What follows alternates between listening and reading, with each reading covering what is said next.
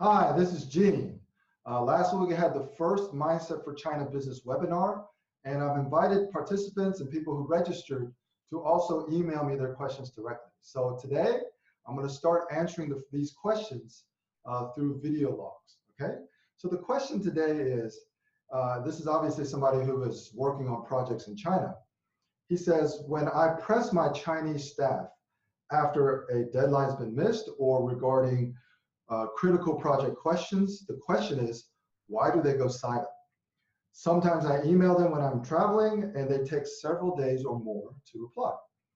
Okay, so my response to that is, if the deadline has already passed, quote unquote, pressing them for explanations or answers is unlikely to lead to anything productive. The reason is deeply embedded in the Chinese mindset and Chinese culture. And you will find that the older and more rural the Chinese people are, the more they will not want to speak up, and they'll actually just be silent because nobody wants to give an answer. Okay. Now, when the scope of the project is being explained in the beginning, don't assume that nodding in agreement means they fully understand what you are saying. Okay. It's important during the initial phase to really target getting buy-in, commitment, and ownership. And this is unlikely to be accomplished just by you emphasizing how important something is, how critical something is. That doesn't translate, generally speaking. Okay, now after the fact, it's always advisable for you to take personal responsibility for anything that was unclear. Okay, as soon as you take responsibility, it will help others open up. And you can ask questions like, how do we reach our targets and why they're important? And how do we make this a priority when the Chinese people probably actually don't think it's a priority?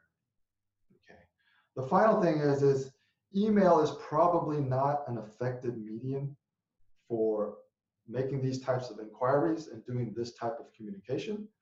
But just you have to think about it. If you must use email because it just happens to be more convenient for you, what I would do is I would actually elevate someone to a higher level of responsibility, maybe a project manager, and make this person's responsibility to actually report mission critical information, and then you have a point of contact. And it's always important to keep in mind the cultural context of actually writing things down.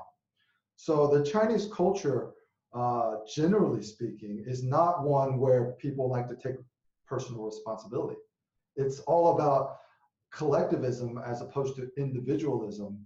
And generally speaking, there's no incentive for people to take personal responsibility. And when you ask them questions by email about something that you're not happy with, you're asking them to actually reply to you and acknowledge that they did something wrong, when nobody in China would ever want to do that. And that's why they're slow to reply to emails. And that's also why they may be silent if you quote unquote press them on these types of issues. So this is my response to why Chinese people are silent in the question of this person. Love to hear your comments or any feedback you have, not only about this question, but about anything regarding these series of Mindset for China business webinars.